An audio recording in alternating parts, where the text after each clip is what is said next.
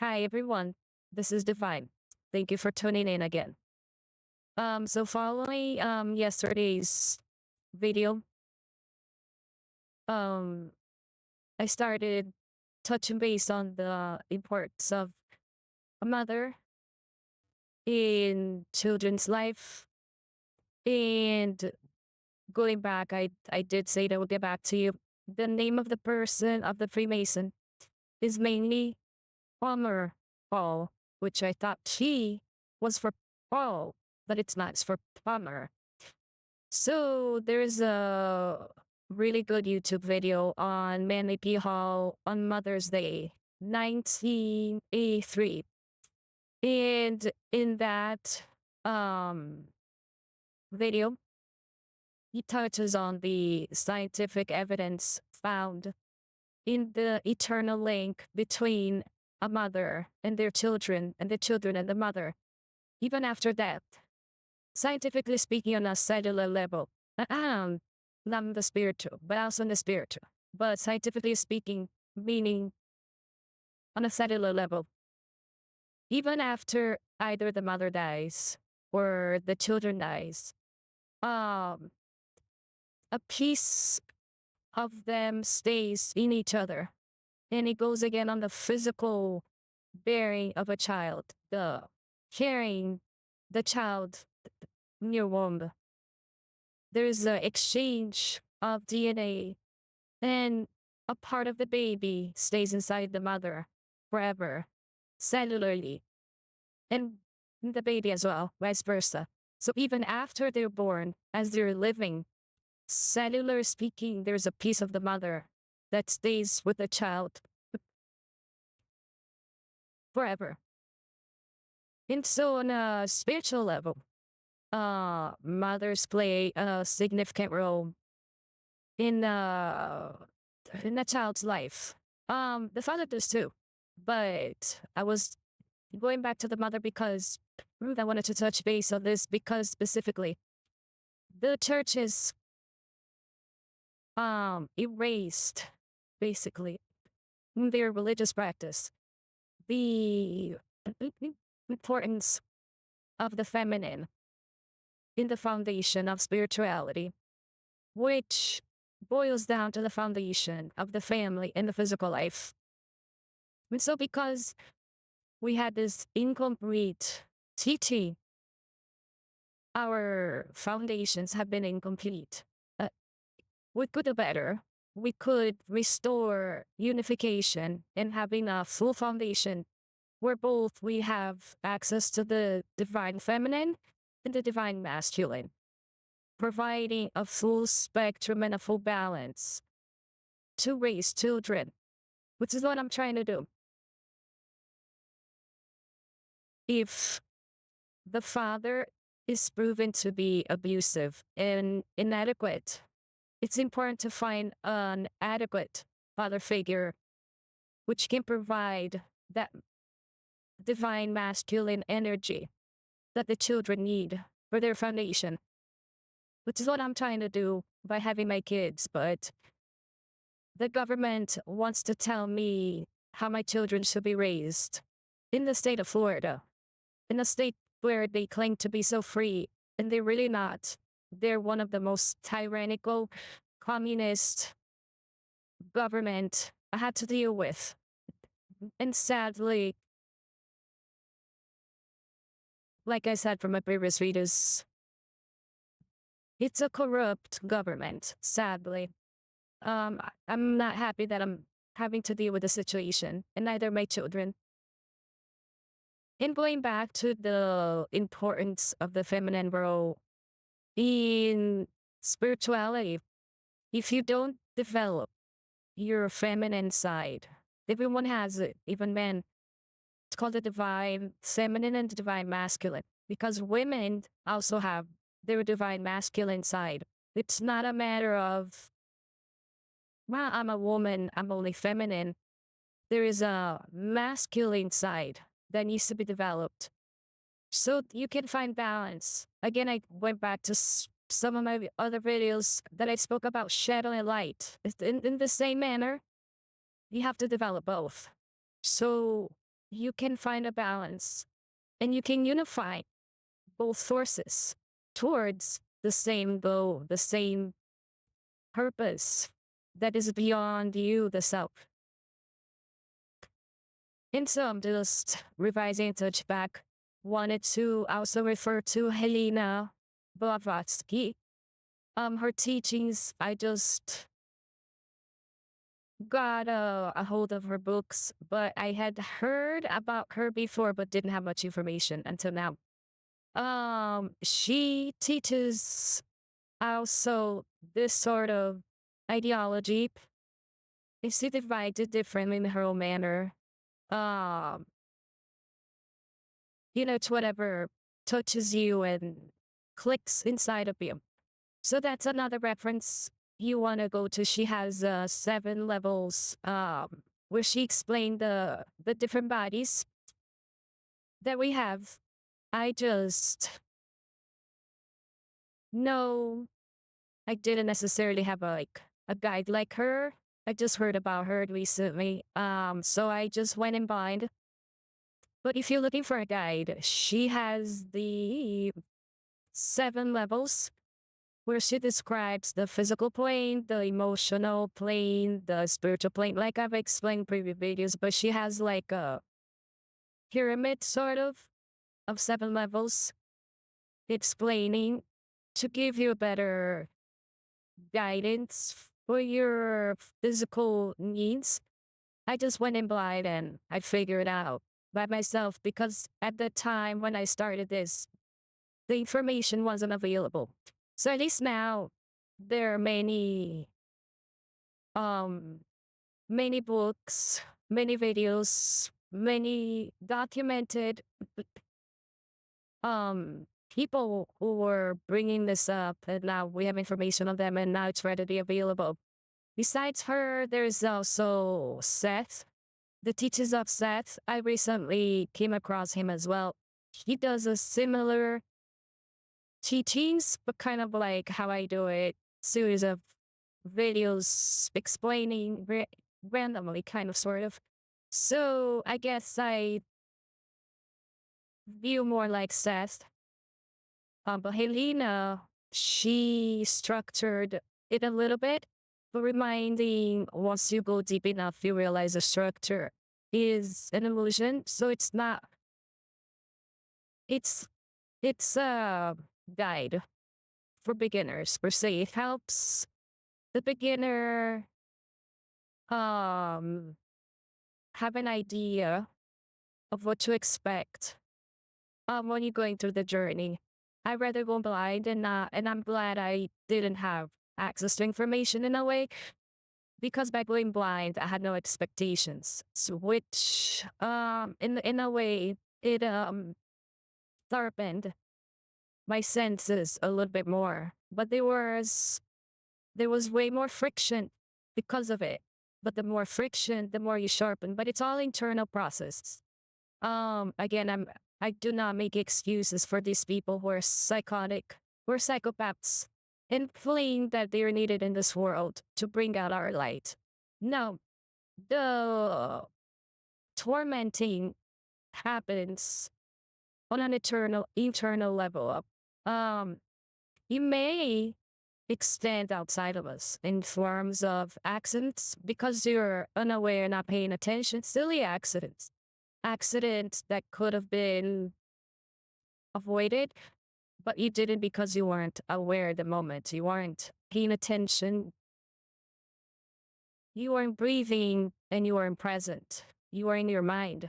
And because you were not here, you had no awareness what was going on. So when they say chaos is needed, it's not needed. You will create it on your own. You don't need other people to create chaos in your life. You will create the chaos from within you that you need to surpass or to sharpen your senses, etc. And again, a lot of people like to, because it's their ego, obviously. And we do live with these people, we do share spaces with these people, whether we like it or not, that are so in their ego. They want to insert themselves onto others to the point where even if you don't ask, an example, you're not asking anyone for their opinion, but everybody wants to come and and give you their opinion, and you didn't ask, and you didn't even say anything to begin with. You're just doing something. Mm. And it just people in their evils you called to impose themselves onto others because they're in their ego. They think if they can control others, conquer a situation, a physical situation, and we're talking about externally, that they would have power. And that shows how much they lack internal power. That's why they remain in their ego, because they're not capable of going deeper where the real power lies. So again, going back to the importance of self-awareness, it's the most basic step, and most people don't take off in their journey because they're too much in their mind and they forget awareness requires them to be more in their heart space. Take a deep breath and transfer your attention from the mind to the heart and stay there. And that's the work. It's not hard, but it requires awareness because your daily life will distract you from doing this. The simple 1 second step. And as you breathe in, you're pulling your attention from your mind. So when you breathe out, you putting your attention in your heart space. And that's how you stay in the moment, away from the mind. Because the mind will never stop. I mean, eventually will as you practice, but you don't try to stop it. Instead of fighting the mind, you just refocus your attention. You know, you don't go head to head with it. You just put your focus in the present moment and look around you and be in that moment for as long as you can. It's not a competition. I mean, it's a competition within yourself. But try to not compete. You just do the best that you can for as long as you can. And you try to do better every time. You remember, don't be so tough on yourself. Oh, damn. I only did it for like not even a minute. And I can't get past. Don't time yourself. This is the time where you're linear with yourself because you're starting, you're getting that awareness going, you're getting your mind to pay attention to where it matters, which is the present moment. The present is the only thing that is, because the past are just memories that you need to use for healing purposes to work through healing. In the future, we don't know. The mind is supposed to be used for what they call visualization. So the creative mind should be used to visualize the life you want to create. And there will be bumps, there will be egotistical people because they see you doing the work and they want to stop you. For some reason, egotistic people are like that. Those are their characteristics, so you can spot them. Because, like I said, it's a reflection of the lack of power they have. Internal power, because the power is always within you. It's just the power of you, of knowing yourself. Well, from the Bible, I'm not a Bible reader, although I guess I read a lot of the new Book of Enoch, etc. I read some from every once in a while, but like, it's like I own a Bible. If I read about it, it won't be like because I own one. It was because I came across it on the internet or so, or I listened to it on an ebook. But the first time I read a Bible, decades ago, I read Know Thyself, and that's it. I tried to read the rest, and it just wasn't for me. The And I don't know if I was reading the Old Testimony and now there's a New Testimony. To me, it's so confusing. Um, the writing style is very dense. It it's funny because spirit is very flowing. So it's very telling that it's been fumbled with. When it has, there are many great videos also about previous translators that work for the Vatican confirming the Bible's mistranslated on purpose. But that's a whole other story. And going back to the church, um, omitting the feminine, the divine feminine, the role that the divine feminine plays in spirituality is the beginning of our downfall. Because I'm not saying don't go to church. If you feel called to go to church, go to church. What I'm telling you to do is follow your own guidance. And many people's guidance is to go to church because that's the only guidance they can find.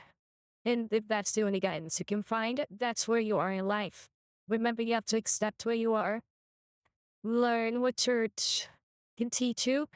But my point is, don't be limited by it and know that there is more than just what the church has to offer you that you can do on your own.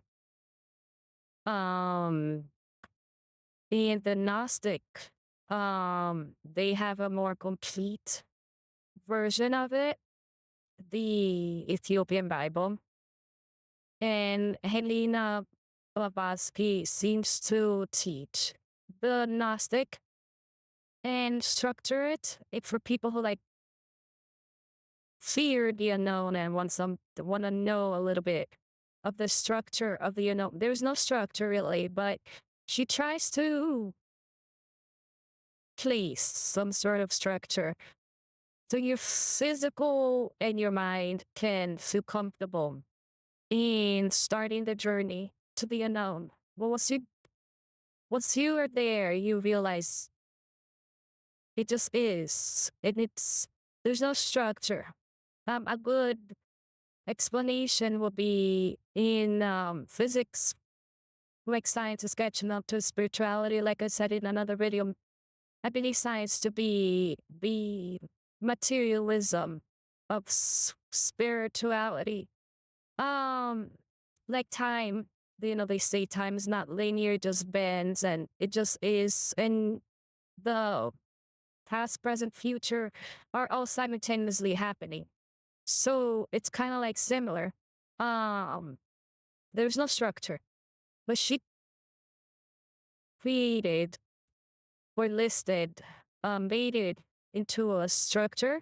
So in your physical, material, ego, mind, presence, you can feel more comfortable in starting the journey. But once you're there, you realize there's no structure because there's nothing and there's all at once. If that makes sense. But she explains a little bit better in the end the contradictions then side by side, which is what I call the process of unification with the two opposites. There is no disembodiment of the two opposites, rather a unification where they both work hand in hand for the same purpose. And I just wanted to go back to that, the short video today, Mainly Piho has many great teachings. He also touches on the teachings of Helena. So she's also good. Um, I personally developed more of a physical teaching learning experience from a place up in Georgia, like in the United States of America, in Georgia, it's the state of Georgia.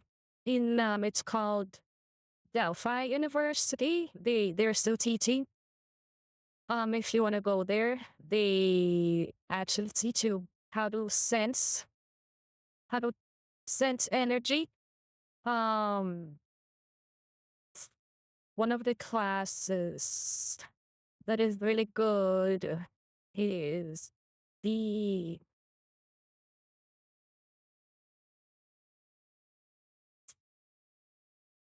give me one moment.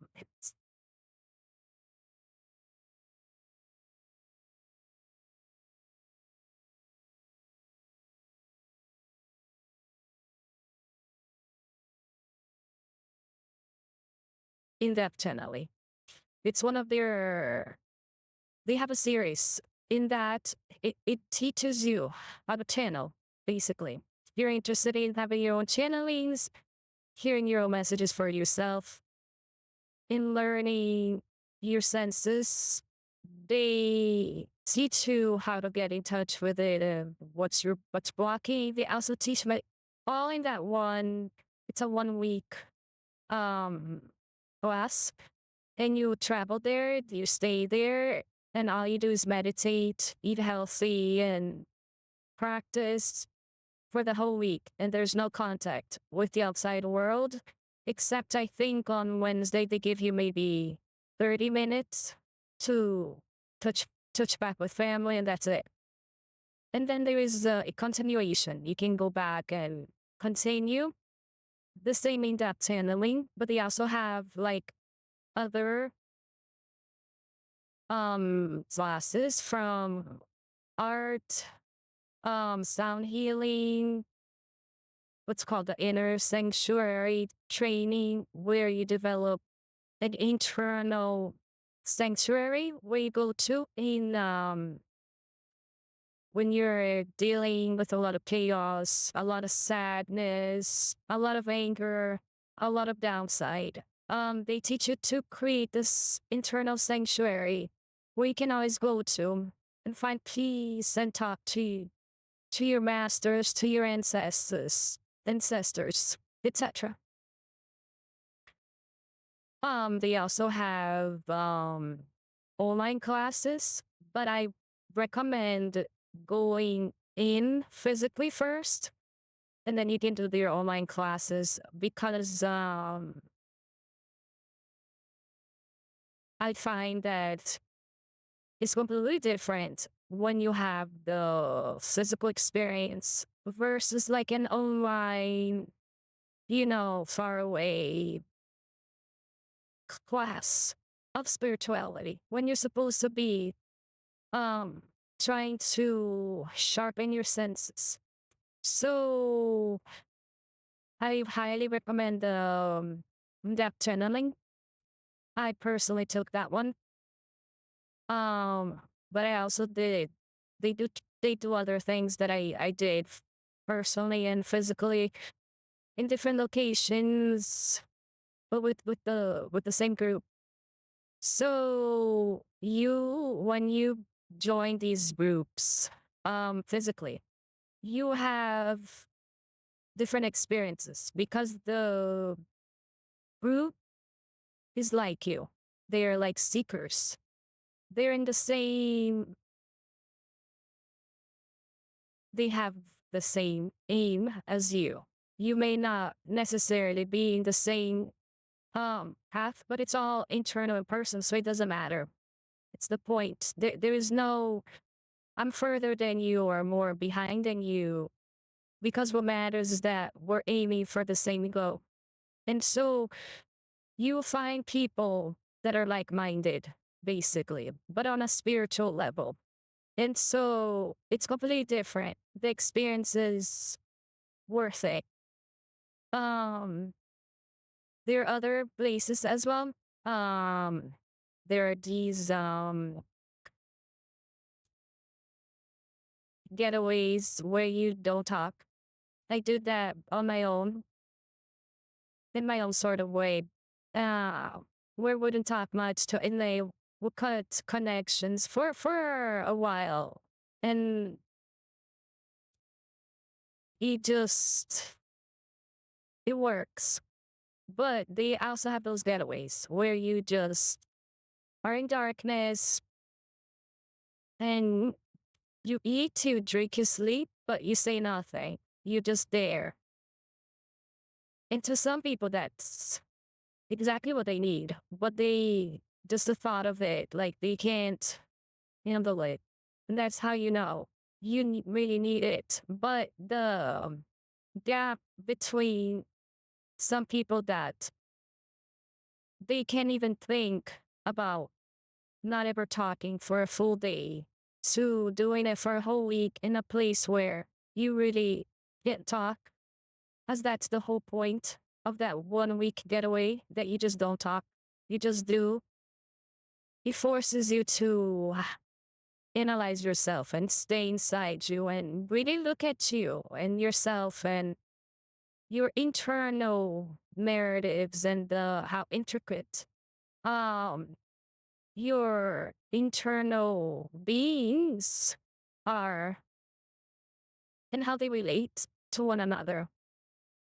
And I said that in other videos, in my idea of inner peace, of just peace is having peace between all of who you are, having a peaceful relationship, between mind, body, soul, and spirit, ego, physical life, and etc. And that to me is true inner peace. And there are many others. It's a thing now. There's some people in Mexico. They have this international church. They are Native Americans. They do the Native America tent thing in the fire, where you do the fire thing and you're in a hut. There are many places, many things you can do. But if you're seeking the art of channeling and receiving messages directly, or opening yourself in a protected manner, uh, the in-depth channeling teaches you all of that. And it teaches you how to protect yourself as well. You basically, you put remember I said, take a deep breath, bring your attention from mind to heart, and you envision a golden light around you. But it's not just a golden light, it's liquid, and it embodies all of you and outside of you in a protective sphere. So wherever you go, you'll be protected. Inside, in your bones, in your heart, in your veins, in your DNA, in your skin, and in your outer life. Another thing you can do to bless your home is take the same exercise I just did and envision the light, a beam of light coming in your house. And it's not just a beam of light, it's liquid. So it takes over every atmosphere of your house, every wall, every dirt, every grass, every plant, every animal, and every living being in your house that lives with you. Everything. And you fill it with the golden light. And you envision the light being, it's never ending. And it never stops. And it's always there, protecting your home and all of those who enter it, live in it, and are in it. And there are basic daily exercise you can do for protection. anytime you feel, oh, I think I'm being attacked, like spiritually or emotionally, the first thing you should do is put the golden light down on. Put the light on, protect yourself and take a deep breath. And then you analyze your situation. It might be attacked or was it my ego overreacting? Then you can analyze it.